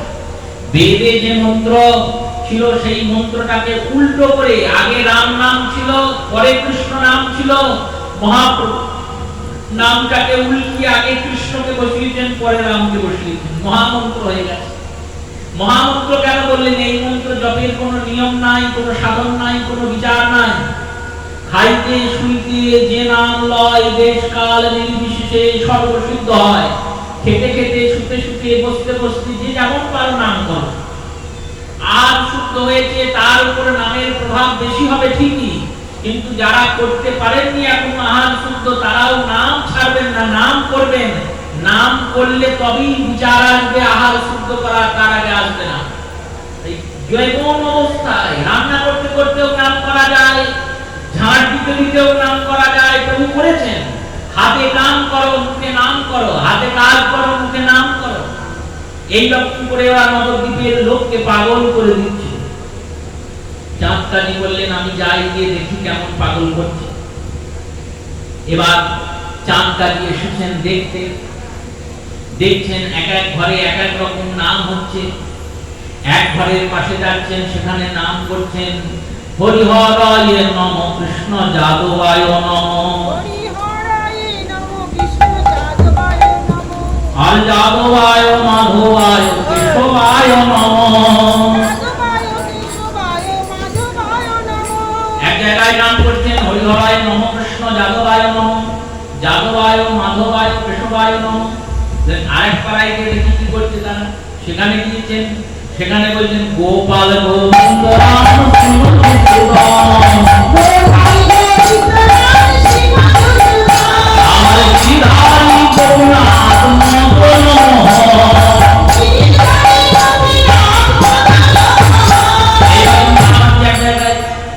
আবার আরেক ঘরে গিয়েছেন, সেখানে শুনছেন কৃষ্ণ কেশব কৃষ্ণ কেশব কৃষ্ণ কেশব তাই মা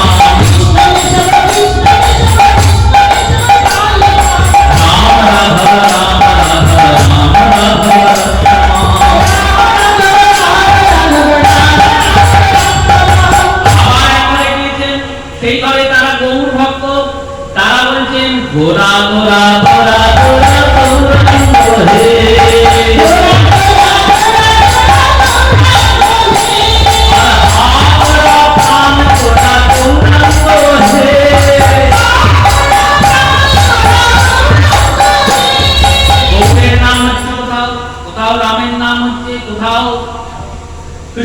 নাম হচ্ছে।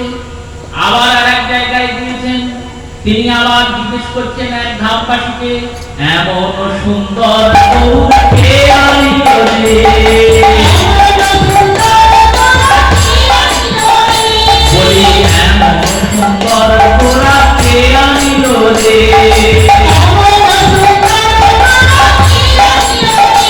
বলি কে আনিল, কে বানিল, কোথায় ছিল সে,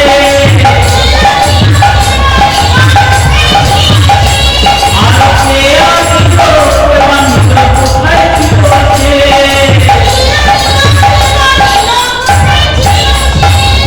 একজন জিজ্ঞেস করছেন একজন নবদ্বীপবাসীকে, এমন সুন্দর গৌর কে আনিল রে, কে আনিল, কে বা নিল, কোথায় ছিল সে।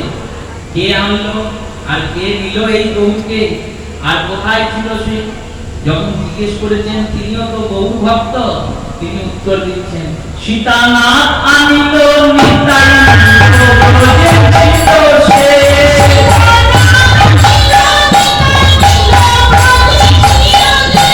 সীতানাথ আনিল নিতাই ব্রজে ছিল সে।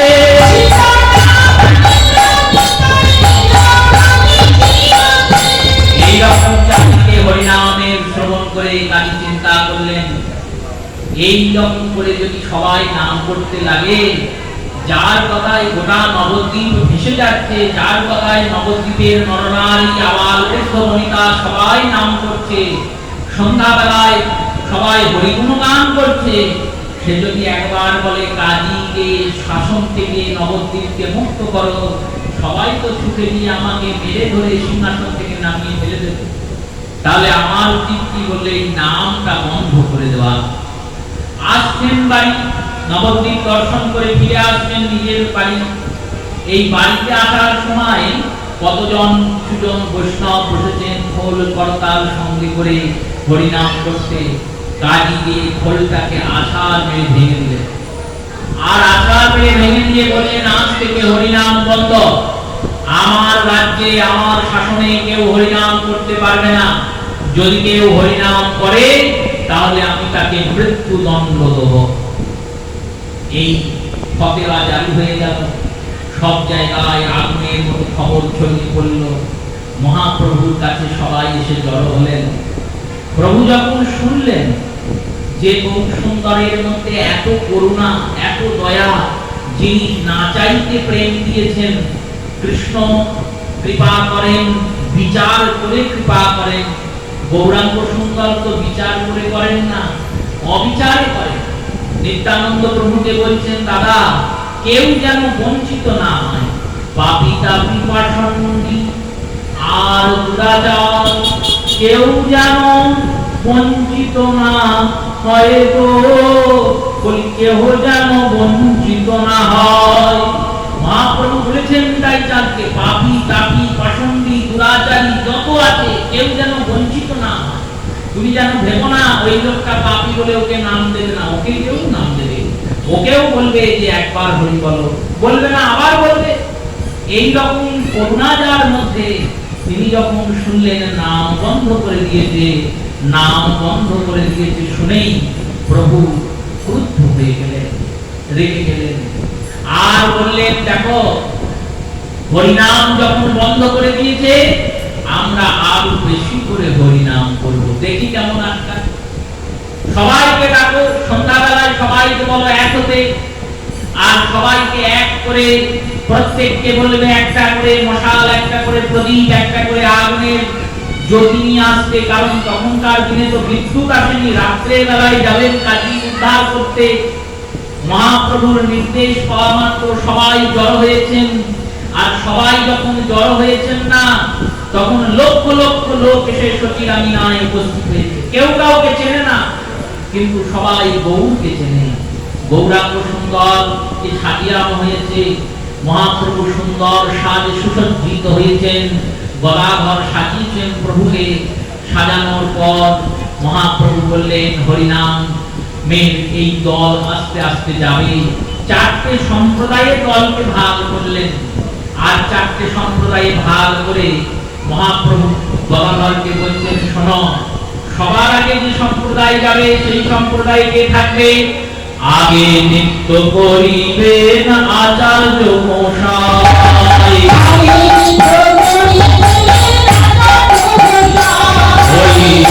নৃত্য করিবেন আচার্য মশাই।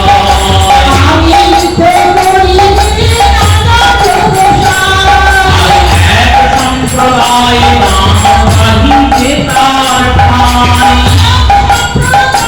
গান গাহিতে বললেন আপনি নৃত্য করবেন আচার্য মশাই। সবার আগে শান্তিপুর পুরন্দর অদ্বৈত আচার্য তিনি নৃত্য করতে করতে যাবেন, আর তার সঙ্গে এক সম্প্রদায় গাইতে গাইতে নাচতে নাচতে যাবেন কালীর বাড়ি। আর তারপরে মধ্যে নৃত্য করিবেন ঠাকুর হরিনাম, মধ্যে নৃত্য করিবেন ঠাকুর হরিনাম।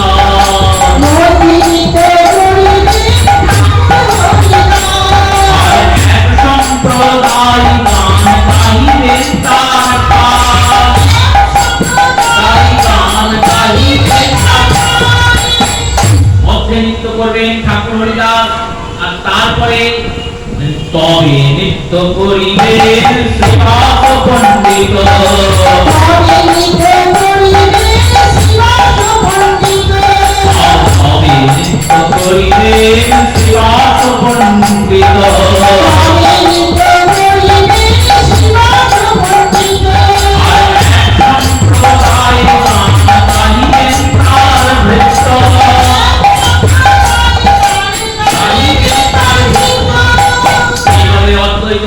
সম্প্রদায়, তারপর ঠাকুর হরিদাসের সম্প্রদায়, তারপর শ্রীবাস পণ্ডিতের সম্প্রদায়, আর সব শেষে নিতাই গৌড়ের সম্প্রদায়। এই রূপে চার সম্প্রদায় নৃত্য করতে করতে সেই বিরাট মহামিছিল চলল। প্রত্যেকের হাতে অগ্নিমশাল জ্বলছে, চারদিক থেকে কাজীর বাড়িতে লোক ঢুকছে হরিনাম করতে করতে। এত খোল মৃদঙ্গ বাজছে, কাজীর অঙ্গনের দরজা জানলাগুলো প্রতিবাদিত হচ্ছে, ধ্বনিতে কম্পিত হচ্ছে, কাঁপছে। কাজীর বুক কম্পিত হচ্ছে। কাজী বলছে কি ব্যাপার, এত এইরকম আওয়াজ করতে আসছে? বলছেন যার নাম আপনি বন্ধ করে দিয়েছেন সেই গৌর সুন্দর, সেই মহাপ্রভু, সেই নিমাই পণ্ডিত, তিনি হরিনাম করতে করতে আপনার বাড়ি ঘেরাও করছেন। কাজী দেখছেন লক্ষ লক্ষ লোক। লেখেনদের বলছেন আমাকে বাঁচাও। লেখেনরা বলছেন আগে আমরা বাঁচি, তারপর আপনাকে বাঁচাবো। সব লেখেন ছুটে পালিয়ে গেছে। চারিদিক থেকে হরিনাম করতে করতে হরিনামের দল এসে প্রবেশ করেছেন কাজীর মন্দিরে। আর কাজীর মন্দিরে এসে বসেছেন কাজীর কাছে। মহাপ্রভু কাজীকে জিজ্ঞেস করলেন তুমি হরিনাম বন্ধ করে দিয়েছো কেন? কাজী বললেন প্রভু, প্রভুকে দেখছেন, চিন্তা করছেন কি বলবো। বললেন প্রভু দেখুন আমি হরিনাম বন্ধ করেছি, আমার ইচ্ছাই শুধু নয়, নবদ্বীপের অনেক নিন্দুক জন, অনেক পণ্ডিত জন, তারা এসে আপনার নামে নিন্দা করেছিলেন, নালিশ ছিলেন। তাই তাদের চিন্তা করে, তাদের বিচার করে আমি হরিনাম বন্ধ করেছি। কিন্তু বিশ্বাস করুন হরিনাম বন্ধ করে আমি শান্তি পাইনি। মহাপ্রভু বললেন কি হয়েছে? যেই কালকে সন্ধ্যাবেলায় খোল ভেঙে আমি বাড়ি এলাম, রাত্রির ভোজন করার পরে শয়ন করলাম, ঘুমের ঘরে নিদ্রিত হয়ে আছি, দেখছি আমার বুকের উপরে এক বিরাট সিংহ এসে চেপে বসেছে। আর সেই বিরাট সিংহ গর্জন করছে, আর গর্জন করে বলছে তুই নাম বন্ধ করে দিয়েছিস। আমার এক ভক্তকে হিরণ্যকশিপুর কষ্ট দিয়েছিল বলে তার বুক চিরে উদর বিদরণ করে আমি রক্তপান করেছিলাম।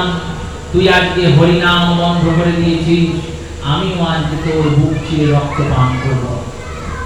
এই বলে সে আমার বুকে হাত দিয়ে নখ দিয়ে চিপছে। ব্যথায় যন্ত্রণায় আমি কষ্ট করে ছটফট করে উঠে পড়েছি। বলছি আর বন্ধ করব না, আর বন্ধ করব না। উঠে ভাবলাম হয়তো স্বপ্ন দেখছি। তারপরে দেখছি বুক ভর্তি নখের দাগ আর বুক থেকে রক্ত ঝরছে। মহাপ্রভুকে ওই বুকটা দেখাচ্ছেন, দেখুন প্রভু হরিনাম বন্ধ করে দিয়েছি বলে নরসিংহ এসে আমার বুক চিরে দিয়েছে। এইরকম নামের প্রভাব। প্রভু সব সহ্য করতে পারেন, কিন্তু ভক্তের কষ্ট আর নামের অবজ্ঞা সহ্য করতে পারেন। কেন বললেন? নাম যে তার সন্তান, যেমন সন্তানকে কষ্ট দিলে পিতামাতার কষ্ট হয়, তেমনি মহাপ্রভুর সন্তান হচ্ছে এই সংকীর্তন। কারণ তিনি সংকীর্তনের পিতা। বৃন্দাবন দাস ঠাকুর চৈতন্য ভাগবতে প্রভু বন্দনায় বললেন, আজানুলম্বিত ভুজৌ ক্রণকাবদাতৌ সংকীর্তনৈক পীতরৌ কমলায়তাক্ষৌ বিশ্বম্ভর দ্বিজবর যুগধর্মপালৌ বন্দে জগৎ প্রিয় কৌর করুণাবতারৌ। প্রভু সংকীর্তনের পিতা। এই যে হরিনাম সংকীর্তন, এটা হচ্ছে প্রভুর পুত্র। তাই এই পুত্র রূপী হরিনাম সংকীর্তনকে, পুত্রের হাত যদি ধরা যায়, রাষ্ট্রপতির সঙ্গে দেখা করার ইচ্ছা হয়েছে আমার, দেখা করার ইচ্ছা হলেই কি দেখা করতে পারবো? তার জন্য অনেক নিয়ম আছে, কানুন আছে, ফর্মালিটি আছে। কিন্তু রাষ্ট্রপতির ছেলের সঙ্গে যদি পরিচয় থাকে, রাষ্ট্রপতির ছেলের সঙ্গে যদি বন্ধুত্ব থাকে, তাহলে রাষ্ট্রপতির ছেলে কারোর কোনো নিয়ম কানুন না মেনেই আমাকে নিয়ে গিয়ে তার বাবার সঙ্গে দেখা করিয়ে দেবে। তেমনি ভগবান অবধি আমরা কি পৌঁছাতে পারবো? আমাদের কি সাধনার সেই বল আছে, তপস্যার সেই ক্ষমতা আছে? কোটি জন্ম তপস্যা করে নিলেও, কোটি জন্ম সাধনা করলেও আমরা ভগবান অবধি পৌঁছাতে পারবো না। কিন্তু ভগবান গৌরাঙ্গ সুন্দরের পুত্র এই নাম সংকীর্তনকে যদি আমরা বন্ধু করতে পারি, নাম সংকীর্তনের হাতটা যদি আমরা ধরতে পারি, তাহলে নাম সংকীর্তন তার পিতা গৌর সুন্দরের কাছে আমাদের অনায়াসে নিয়ে যাবে। তাই এই হরিনাম যজ্ঞে হরিকথা বলতে আসার জন্য এসেছিলাম। যেটুকু পারলাম হরিকথা, গৌর কথা, গোবিন্দের কথা বললাম।